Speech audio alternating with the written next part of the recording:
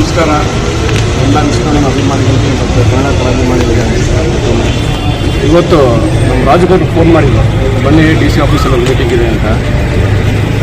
ನಿಜವಾಗ್ಲೂ ಇವತ್ತು ಗೊತ್ತಾಯಿತು ನಮ್ಮ ರಾಜಗೌಡರು ಎಷ್ಟು ಓಡಾಡಿದ್ದಾರೆ ಈ ಸ್ಮಾರಕಕ್ಕೋಸ್ಕರ ಅಂತ. ಡಾಕ್ಯುಮೆಂಟ್ಸ್ ಎಲ್ಲ ನೋಡ್ತಿದ್ರೆ ನನಗೆ ಏನಪ್ಪ ಇವರು ಇಷ್ಟು ಓಡಾಡಿದಾರಲ್ವ, ನಿಜವಾಗ್ಲೂ ಗ್ರೇಟ್ ಅನ್ನಿಸ್ತು ನನಗೆ. ಅವರು ಮಾತಾಡಿದ್ದು DC ಜೊತೆಗೆ ಅದೆಲ್ಲ ನೋಡಿದ್ರೆ ನಿಜವಾಗ್ಲೂ ನಿಸ್ವಾರ್ಥದಿಂದ ಸ್ಮಾರಕಕ್ಕೋಸ್ಕರ ಕಷ್ಟಪಡ್ತಿದ್ದಾರೆ ನಮ್ಮ ರಾಜಗೌಡರು ಮತ್ತು ನಮ್ಮೆಲ್ಲ ಅಣ್ಣನ ಅಭಿಮಾನಿಗಳು, ನಮ್ಮನ್ನ MJ ಅವರೆಲ್ಲ. ನಿಜವಾಗ್ಲೂ ಭಾಳ ಖುಷಿ ಆಯ್ತು ಇದೆಲ್ಲ ನೋಡಿ. ನನಗೂ ಅದು ನೋಡಿ ಇನ್ನೊಂದು ನಮಗೊಂದು ಜೋಶು, ಏನಪ್ಪ ನಾವು ಜೊತೆ ಇರಬೇಕು, ಇದು ಖಂಡಿತವಾಗಿ ನಾವು ಆ ಪುಣ್ಯಭೂಮಿನ ಉಳಿಸ್ಕೊಬೇಕು ಅಂತ ಆ ಛಲ ನಮಗೂ ಬಂದಿದೆ.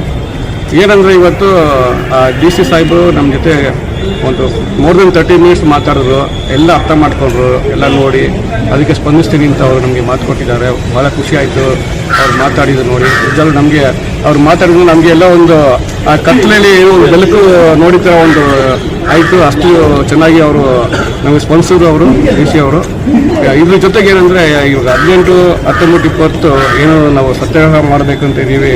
ಈ ಪುಣ್ಯಭೂಮಿ ಪರವಾಗಿ ನಮ್ಮ ರಾಜಗೌಡರು ನೇತೃತ್ವದಲ್ಲಿ ಎಲ್ಲ ಅಭಿಮಾನಿ ನಾಯಕತ್ವದಲ್ಲಿ ಎಲ್ಲ ಅಭಿಮಾನಿಗಳು ಬನ್ನಿ, ಎಲ್ಲ ಸೇರೋಣ. ಇದು ಈ ಪುಣ್ಯಭೂಮಿನ ಉಳಿಸ್ಕೊಳಕ್ಕೆ ನಾವು ಒಂದು ಅಭಿಮಾನಿಗಳಾಗಿ ಇದು ಒಂದು ಮಾಡಿಲ್ಲ ಅಂದರೆ ನಾವು ಅಭಿಮಾನಿ ಆಗಿದ್ದಕ್ಕೆ ವೇಸ್ಟ್ ಅನ್ನಿಸ್ಬಿಡುತ್ತೆ ನಮಗೆ.